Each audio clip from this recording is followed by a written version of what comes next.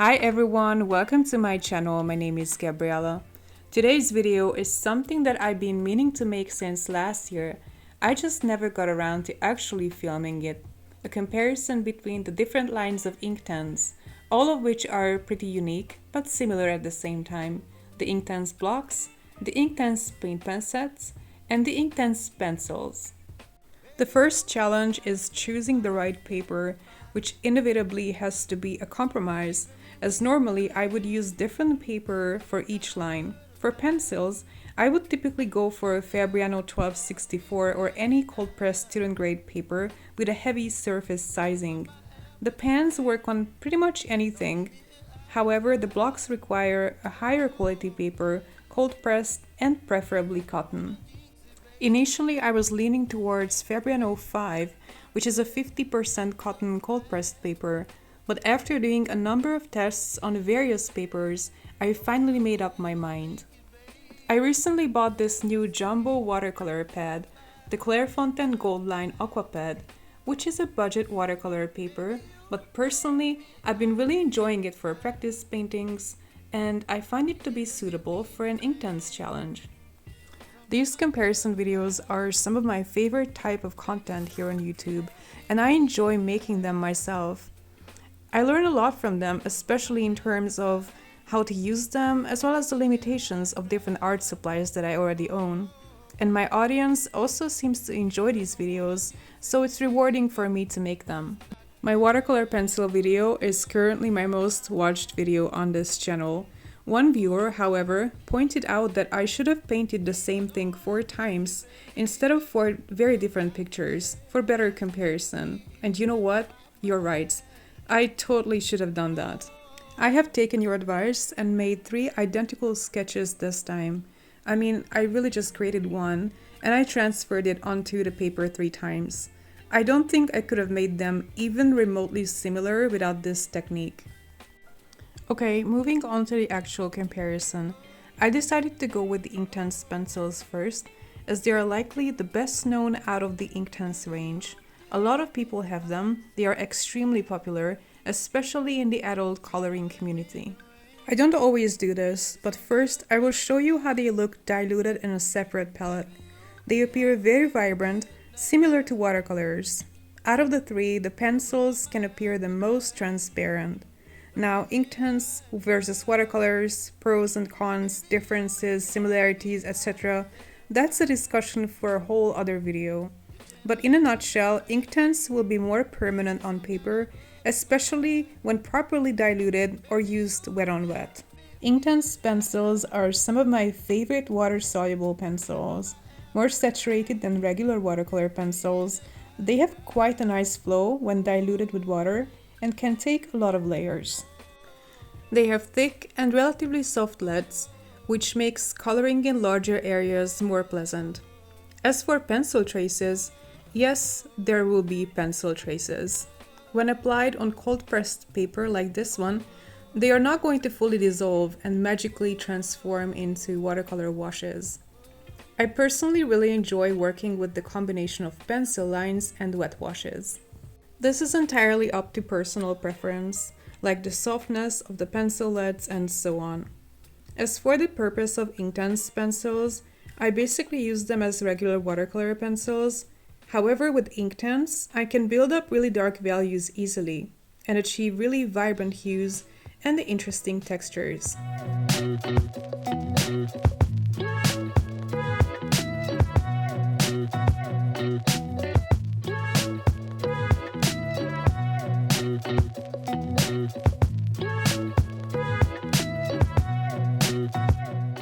Are Inktense pencils only to accompany the paint pens and the blocks?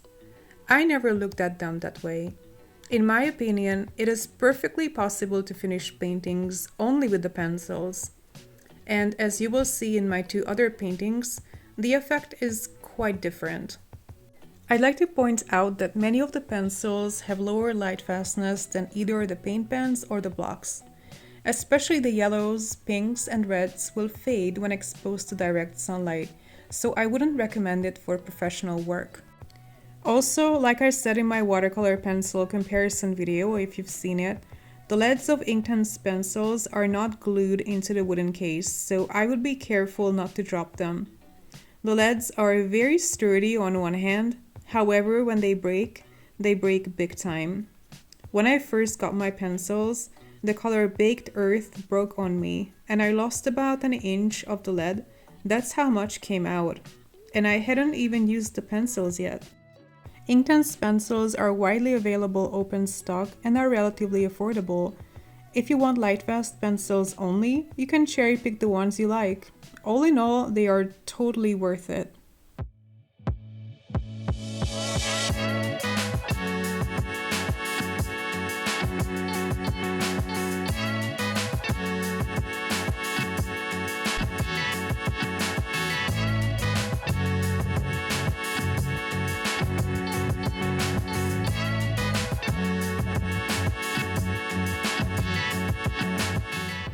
Moving on to the paint pen sets.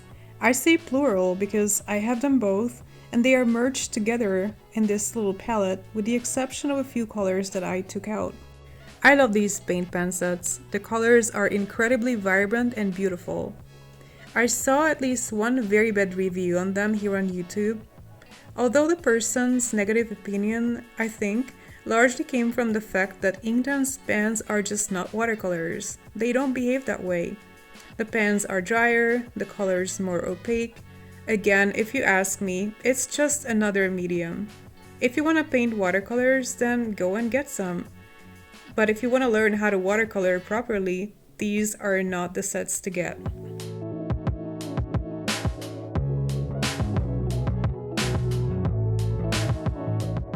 So what's the point in getting these? I mean, again, preference. For instance, I enjoy opacity, but I dislike using gouache for some reason. You'll probably never see a gouache speed paint on my channel. It's just not my medium. Although I enjoy a lot of mixing, layering, building up heavier, more opaque layers if I want to. In my opinion, this is an excellent urban sketch kit. You have everything here. All the colors you need, transparency or opacity, whichever you like. It's a very forgiving medium also that can take pretty much endless amount of layering. This is not a studio palette. I don't think I would use it for larger pieces indoors. It would be, however, my number one choice to make a travel sketchbook on my trip to Greece or something.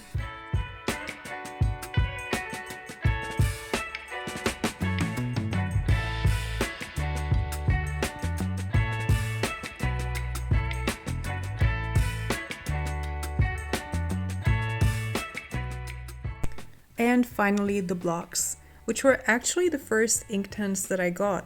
I have the full 72 set now, but at first, I got a small 12 count set in the UK while I was living there. I'm not gonna lie, I didn't like it at first when I got it, and I botched several sketches using them. Yeah, the Inktense blocks are tricky at first. You just don't know what to do with them. And paper makes a huge difference. Initially, I tried to use them on cheap sketchbook paper, and the result was super underwhelming. After a couple of failed attempts, I just gave up and didn't even touch them for like 2 years. What made all the difference is when I discovered cotton paper, or at least 50% cotton paper, and I just couldn't believe my eyes. I felt like I was using an entirely new medium. And second thing was, again, letting go of the fact that these are not watercolors. Because at first, I also kind of wanted them to be. Probably because I just couldn't figure out what to do with this medium. And slowly, I started finding ways to use it. Learning watercolor crayons and watercolor pencils first definitely helped me, because those are also hybrid supplies, like a combination of wet and dry media. And once you start looking at the Inktense blocks as a weird mixture of pastels, inks, watercolors, and crayons, and also happen to find the paper that works for you, because I don't want to pretend by any means that my watercolor paper preferences are the only valid options out there, a whole new world opens up.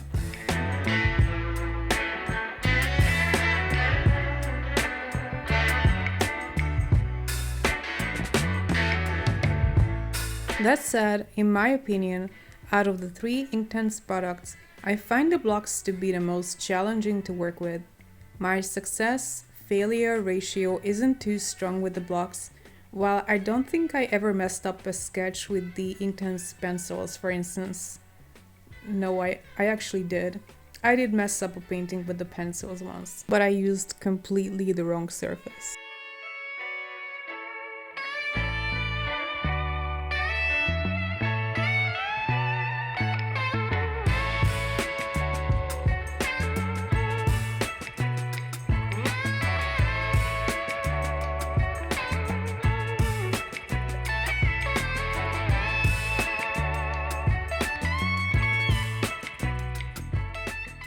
This is kind of a messy way of using it by dipping the blocks in water. Of course, the blocks are chunky and chalk-like, so obviously they are not going to be as precise and transparent as the pencils, for instance. But you can achieve really awesome, loose, impressionistic effects that you can't with the other two.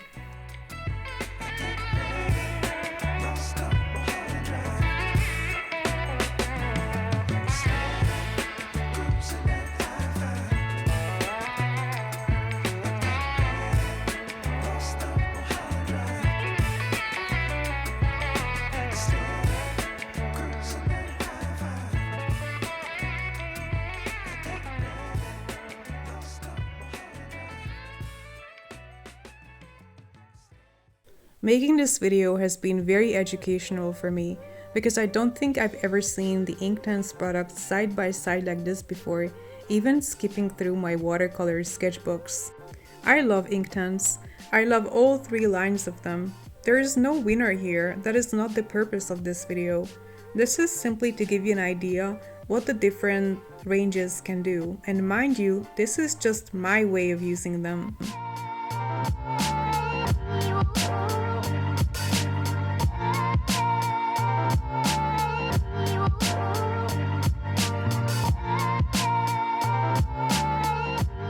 If you enjoyed this video, give me a thumbs up, leave me a comment, and subscribe to my channel for more. Do you like Inktense? Have you tried it? Let me know in the comments. Thank you for watching. Take care. Bye!